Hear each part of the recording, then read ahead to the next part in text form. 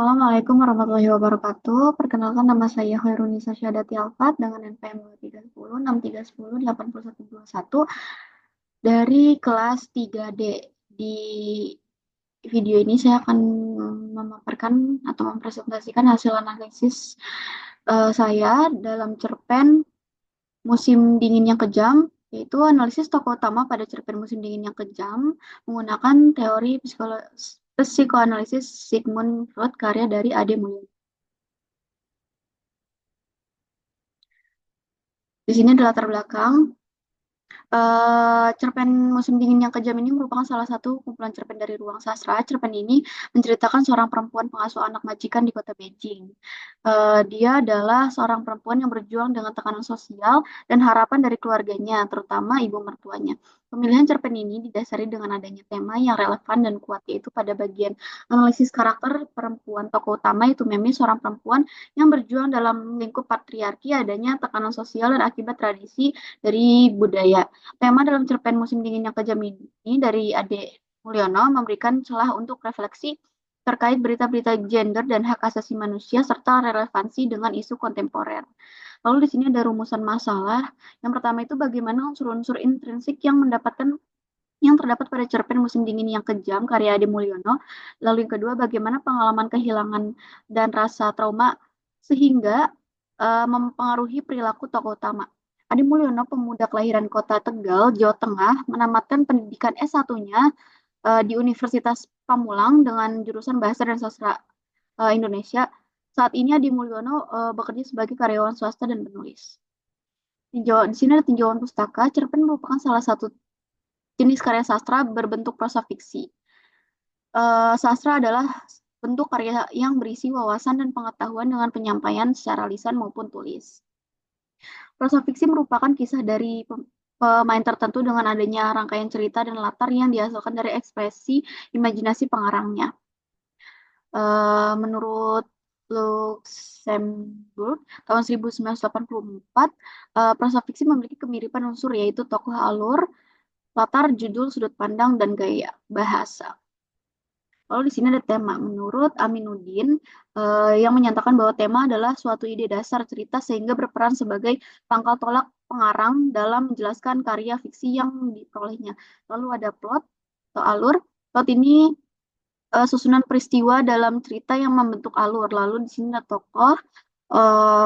Tokoh ialah orang yang tampil di sebuah karya drama naratif yang dijelaskan dan memiliki kualitas moral.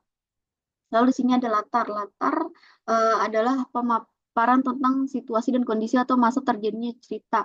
Bagi menjadi tiga, latar tempat, latar waktu, dan latar sosial budaya. Lalu ada sudut pandang. Sudut pandang merupakan cara pandang penulis agar menyampaikan pemeran latar peristiwa. Itu ada sudut pandang persona ketiga dia, sudut pandang aku, sudut pandang persona kedua kau, dan menggunakan sudut pandang campuran. Lalu di sini ada bahasa. Gaya bahasa merupakan ungkapan pikiran melalui bahasa secara kreatif yang memperlihatkan kepribadian pengarang. Lalu ada amanat. Amanat merupakan pesan tentang suatu peristiwa yang disampaikan pengarang kepada pembaca. Lalu di sini ada pengertian dari psikologi sastra. Psikologi sastra adalah eh, menganalisis teks dengan pemikiran relevansi dan pemeran belajar psikologi. Psikologi sastra dibedakan menjadi tiga pendekatan, yakni pendekatan tekstual, pendekatan reseptif, dan pendekatan ekspresif. Lalu di sini ada psikoanalisis Sigmund Freud. Psikoanalisis Sigmund Freud merupakan teori yang menggambarkan psikis kehidupan terdapat dua bagian, yaitu kesadaran, lalu ketidaksadaran. Dibagi menjadi tiga, ada ID, ego, dan superego. Lalu di sini ada sinopsis berlatar belakang pada waktu tahun 1989 yang mengisahkan tentang seorang perempuan yang bernama Meme tinggal di desa kecil di kaki gunung Pimeng, Cina. Eh, Perempuan bernama Meme ini memiliki tekanan yang sangat besar terhadap keluarga, terutama ibu mertuanya yang harus memiliki anak laki-laki yang ada pada tradisi di masyarakat. Lalu di sini ada plot dan alur. Pada cerpen Musim Dingin yang Kejam ini menggunakan alur campuran. Mengapa cerita pendek ini memakai alur campuran? Karena di awal bagian diceritakan tentang eh, masa kini dan di pertengahan menceritakan tentang kilas balik, lalu di akhir cerita menceritakan lagi tentang masa saat ini. Tokoh dan penokohan pada cerpen Musim Dingin yang Kejam, tokoh utama adalah Meme, eh seorang perempuan yang bekerja sebagai pengasuh anak di keluarga yang cukup mapan. Tokoh ini digambarkan sebagai tokoh yang penuh harapan dan kepasrahan. Lalu ada tokoh pendukung, yaitu ada Hyo Dao Song, lalu ada Lezi. Lezi ini adalah istri dari tokoh pendukung yaitu Xiao Dao Song. Lalu di sini ada tokoh pendukung selanjutnya itu suami Meme. Lalu ada tokoh pendukungnya itu ibu mertuanya. Lalu di sini ada tokoh pendukung yang terakhir itu bidan, tokoh tambahan atau tokoh pendukung yang membantu tokoh utama pada saat melahirkan bayi. Nah, tokoh pendukung ibu mertuanya tadi adalah tokoh penentang tokoh utama. Lalu di sini ada latar tempat. Latar tempat terbagi menjadi lima, terbagi menjadi empat, yaitu dekat tangga, eh, lalu tempat yang berada di desa kaki Gunung Cimeng, lalu latar kota, lalu yang terakhir adalah latar yang berada di kamar. Lalu di sini ada latar waktu. Latar waktu terbagi menjadi tiga pada cerpen ini, yaitu hari Minggu, latar waktu pada kilas balik yaitu 1989, lalu yang terakhir adalah latar waktu yang menunjukkan suasana sore atau petang. Lalu di sini ada latar sosial budaya terbagi menjadi dua, yaitu latar sosial budaya tradisi dan kebudayaan, dan yang kedua latar sosial budaya ekonomi kehidupan. Di sini ada sudut pandang persona tunggal aku. Sudut pandang ini menggambarkan sosok dirinya yang bercerita dan menandakan kepemilikan suatu hal. Lalu di sini ada sudut pandang persona jamak. Sudut pandang orang pertama jamak yang digunakan oleh tokoh pendukung dan agar membuat pembaca dekat dengan cerita.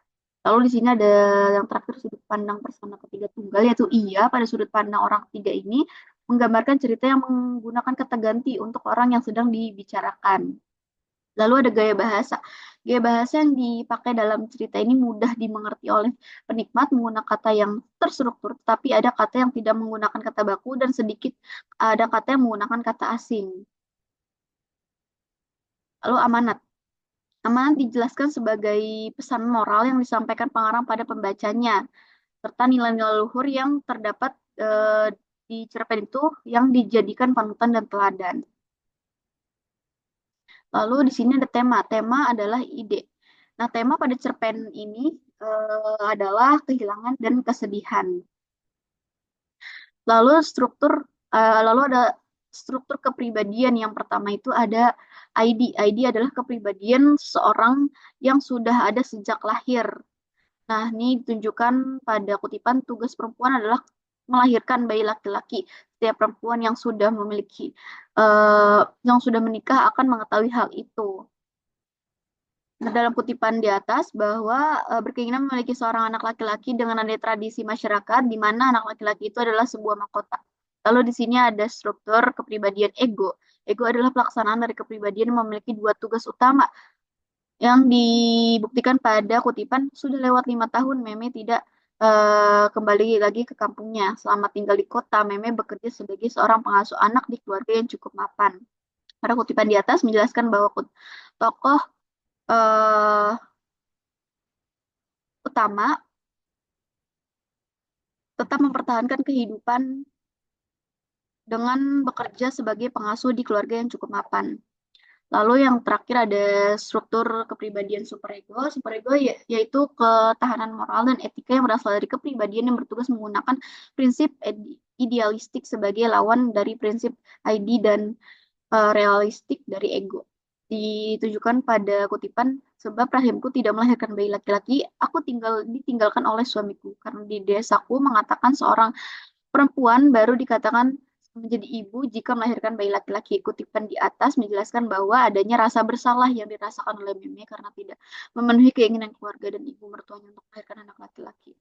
Nah, untuk kesimpulannya, dari hasil analisis dan pembahasan makalah ini dapat dilihat kembali yaitu terdapat dua pembahasan yang sudah diselesaikan, yakni analisis unsur intrinsik dan bagaimana rasa trauma yang dihadapi oleh tokoh utama dengan menggunakan kajian psikoanalisis Sigmund Freud yang ada pada cerpen ini.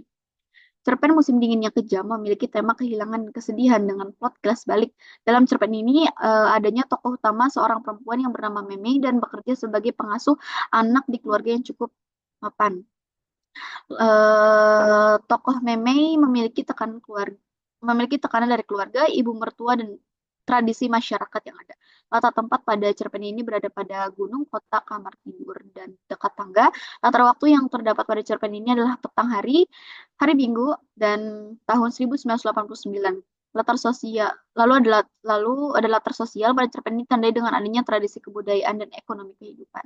Sudut pandang digunakan pada cerpen ini memiliki tiga sudut pandang, yaitu sudut pandang persona pertama, tunggal, yaitu aku, persona pertama jamak, yaitu kamu, dan persona ketiga yaitu iya. Majas yang digunakan dalam cerpen ini menggunakan majas personifikasi dan majas metafora.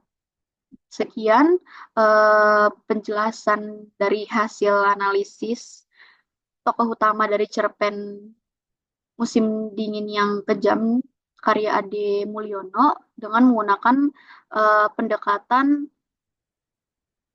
psikoanalisis Sigmund Freud. Sekian dan terima kasih. Mohon maaf. Wassalamualaikum warahmatullahi wabarakatuh.